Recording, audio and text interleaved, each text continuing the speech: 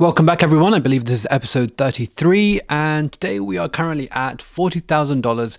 The market has actually dipped a little bit over the last 24 hours, as you can see on screen, and I guess over the last couple of days. In fact, if we look at the Bitcoin chart, we can see that we've kind of broken back down below that 2021 high back in November, and now we're like literally at that 2021 April high that we had in the last cycle. And I think this is quite a key part. I mean, I wonder if whether or not we're gonna kind of push back down, and whether eventually we're going to hit this 59k mark, which has been quite a key level, or whether we're going to bounce back up. As I mentioned in previous videos, I think it's chop season right now, and you can see that over the last 1 month it's been up, down, up, down, up, down. We haven't really been making new highs. It has just been a case of a choppy market for sure. And I think worst case scenario would be like for us to really go back down and maybe consolidate in this area before kind of making a move back up. But I guess we are a while from that. Let's see kind of where things go from here. Well, this like 64k mark is pretty key, and I still have some inkling that potentially a move to this low comes, but either way, that doesn't change anything because I'm not selling anything from the portfolio at the moment. There isn't anything for me to add at the moment. Rather, I think it's more of a case of accumulating stablecoins, farming with all of these different assets. And of course, today what we'll talk about is the two of the latest apps or tokens to really drop.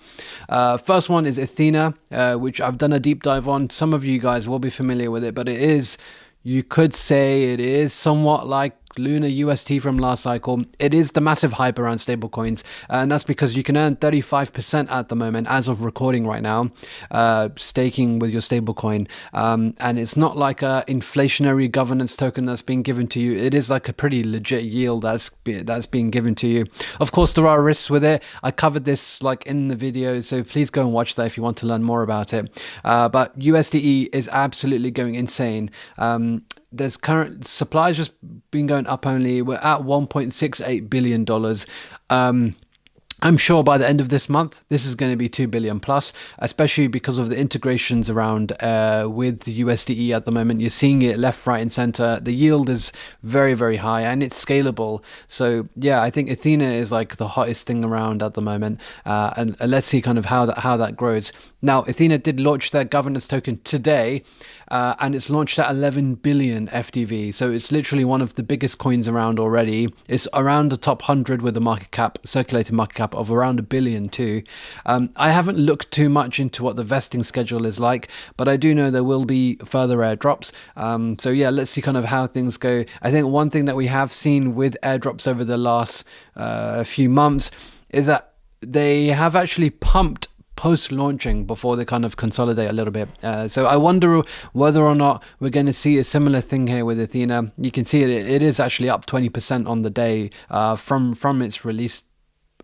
So yeah, interesting to see. I think this week is going to be pretty massive because of this. So not only have we got $11 billion of value added to the market here, but tomorrow we will have Wormhole. Now, Wormhole is like this cross-chain communication layer. Again, we've covered Wormhole many times before as well. But you can actually trade Wormhole. The ticker symbol is just W. You can actually trade it with pre-perps on Hyperliquid right now. You can do so on Avo as well, and it's trading at $1.6 with a 10 billion supply. That means it's around 16 billion FDV. So between the two protocols, we're talking $27 billion worth of altcoin value added to the market. Quite a lot, and a lot of people have become rich from these airdrops. I will be claiming my airdrop hopefully sometime tomorrow. I do have some plans, so potentially sometime in the evening. But yeah, this is going to be a really interesting one to see as well. Again, I really wonder what the strategy here is going to be. 16 billion is a lot, but it is like one of the leading cross-chain communication layers. It has a ton of hype. It's got big backers. I mean, yeah, let's see what happens. But either way, this should be a nice injection to the portfolio. So I will add in my Wormhole airdrop when I do get it.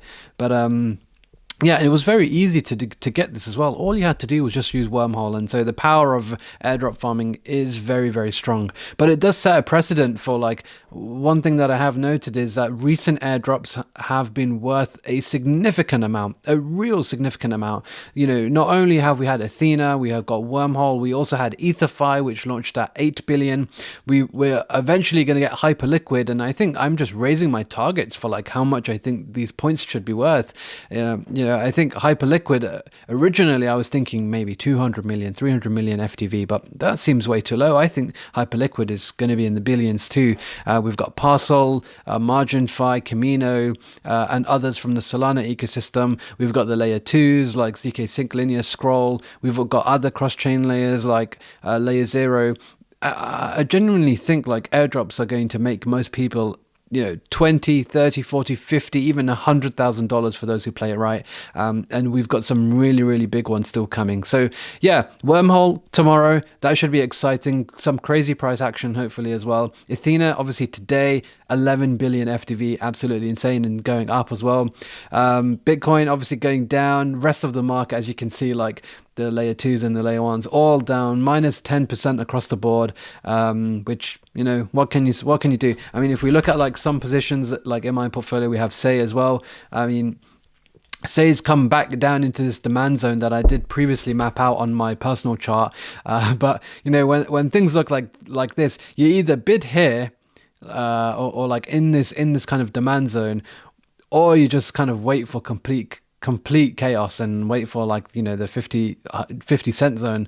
Either way, look, I think we're in accumulation phase again in this kind of area, so let's see.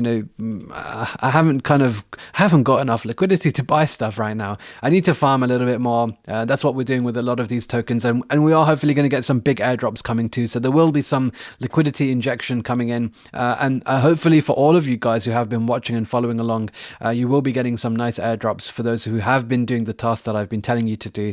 Otherwise, I think that's pretty much it. Nothing has changed. $40,000. Smash the like button, subscribe to the channel, and we'll be back again with another update soon.